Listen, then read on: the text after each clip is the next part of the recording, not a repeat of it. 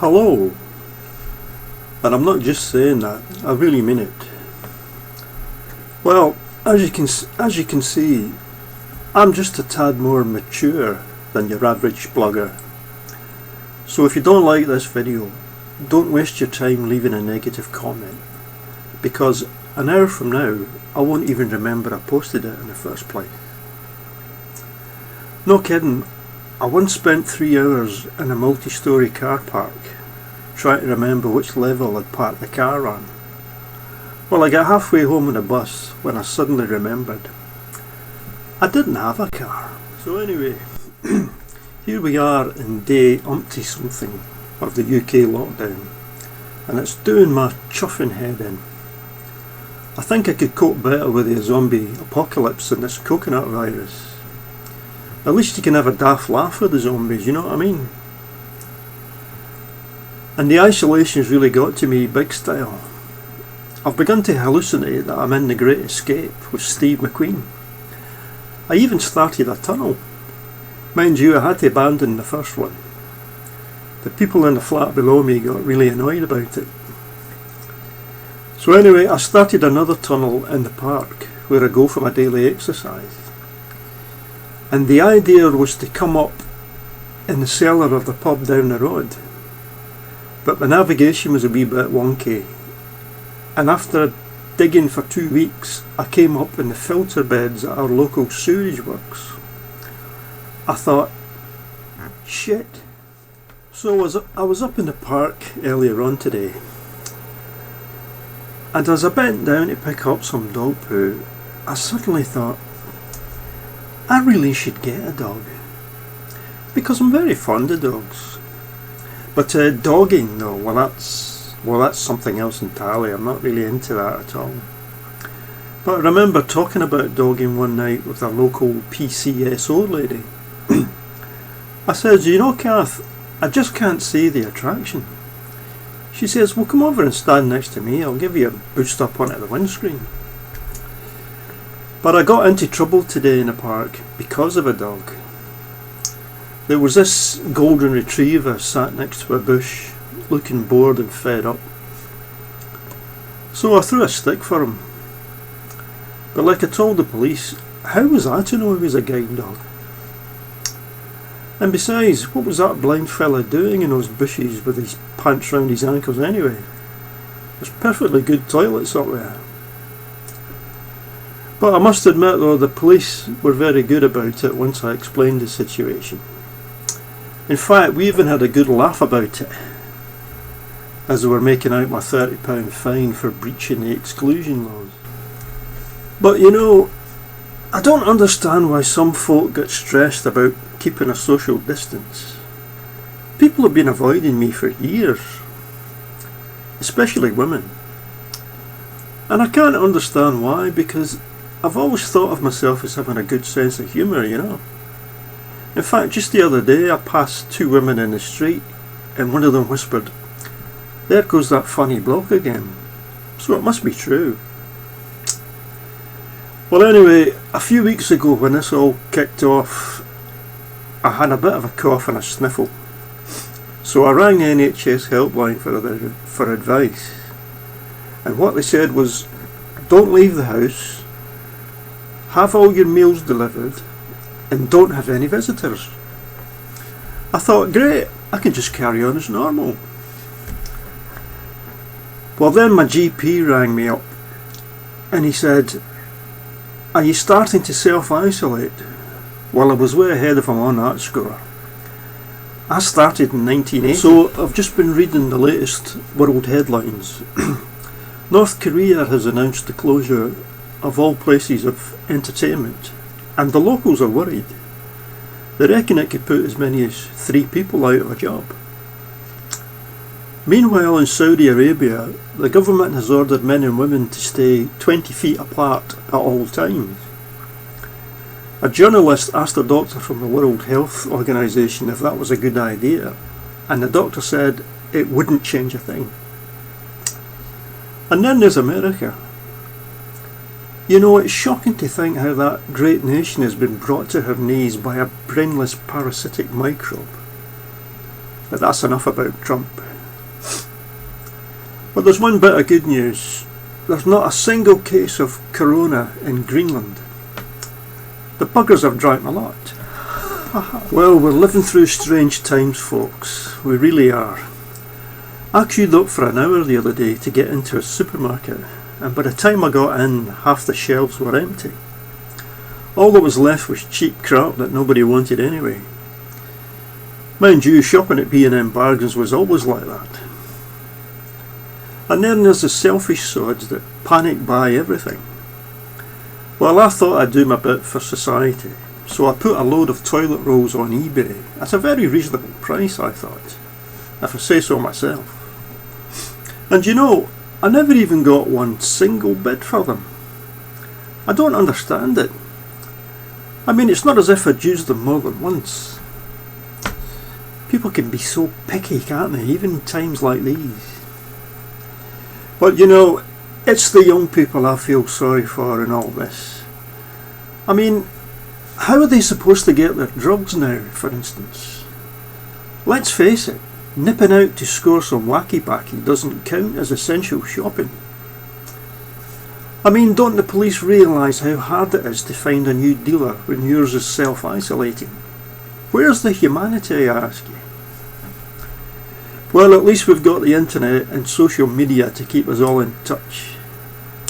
I read that American pop singer Rebecca Black has been moaning on Twitter about the lockdown. She said, and I quote, "It's like an effing quarantine." No dear, it's not like an effing quarantine.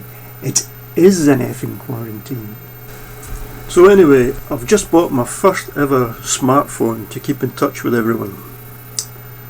Now, some think that people of my age can't cope with modern technology, but I'm determined to master it. No kidding, as soon as I figure out where you insert the coins, there'll be no stopping me. And I've already discovered that me and my phone have something in common. After 3 minutes of inactivity, we both go into sleep mode.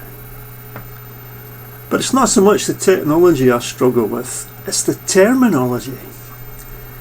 Take the word selfie, for instance.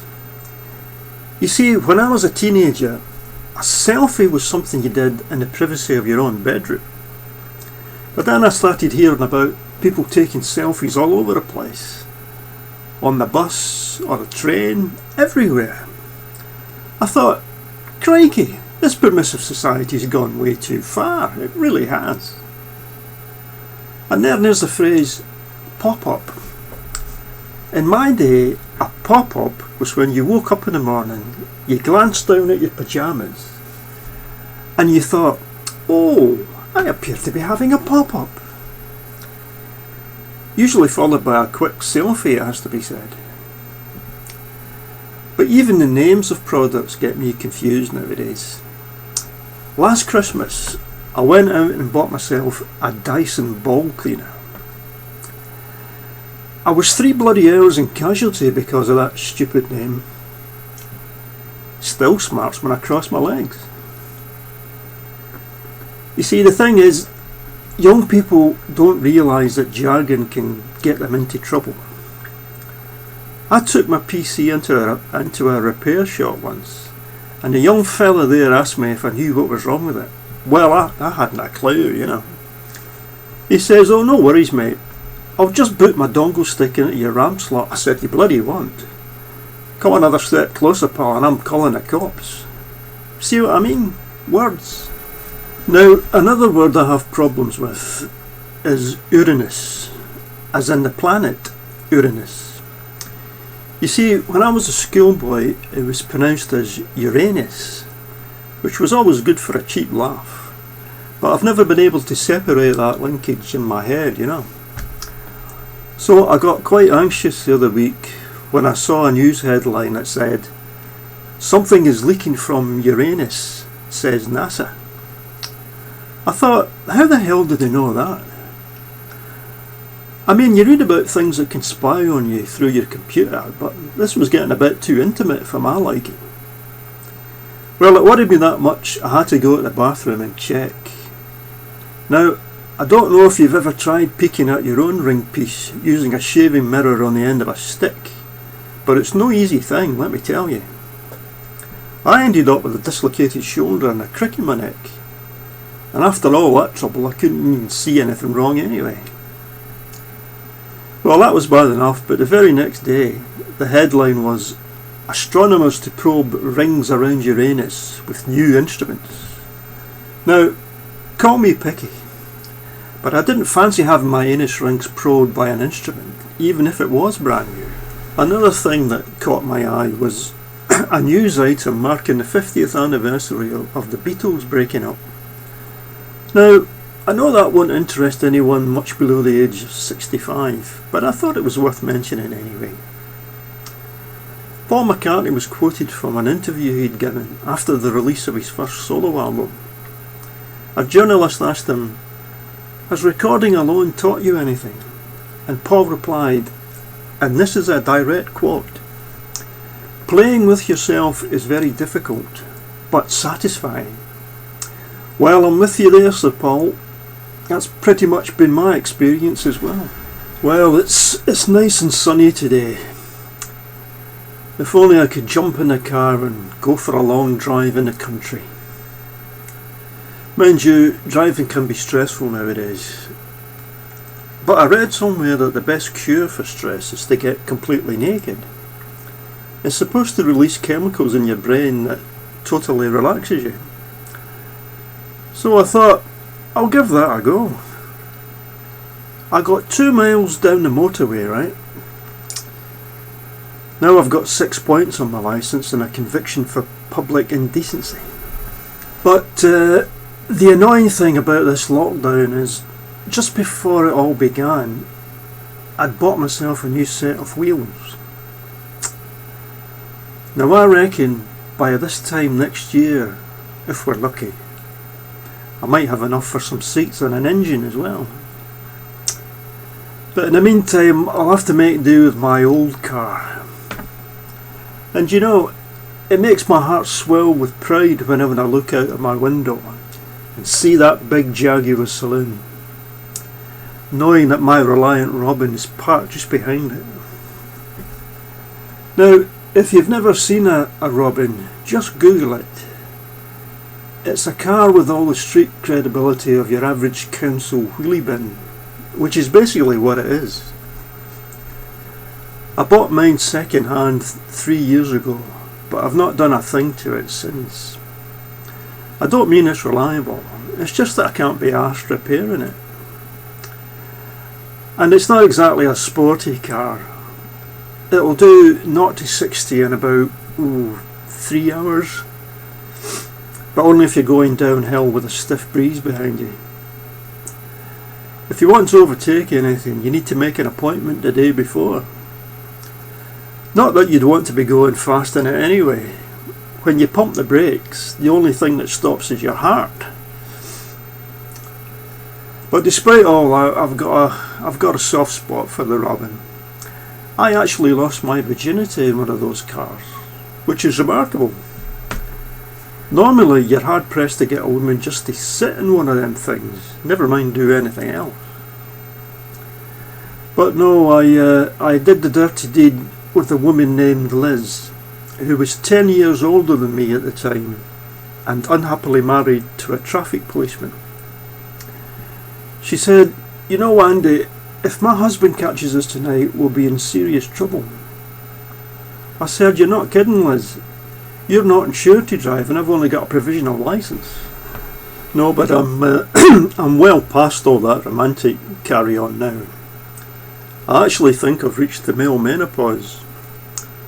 And the reason I think that is, I was watching Rachel Riley on Countdown a while back, and at one point she bent right over to pick a letter up off the floor. And the only thought in my head was, what is a consonant anyway? I've got all the symptoms of being menopausal. You know, I used to think a hot flush was when you boiled a kettle to unblock the toilet. And then there's the palpitations. But I had to stop doing them. They were making my wrist ache. So anyway, I thought I better see the GP about this. So I made an appointment. I walked into the surgery, and before I could say hello or good morning, I had my pants round my ankles and a finger up my bum. Surprised the hell out of the other patients in the waiting room, let me tell you. It gave me a bit of a turn as well. I didn't think that hatchet-faced receptionist was trained to do stuff like that. But anyway, eventually I'll get in to see the doctor. He took one look at me and he says, "Oh, it's you again, is it?" I said, "Well, I'm sorry to disappoint you. I'm not very good at impressions. I can only do myself." He says, "And what's the trouble this time? Smallpox? Yellow fever? A touch of Ebola, perhaps?"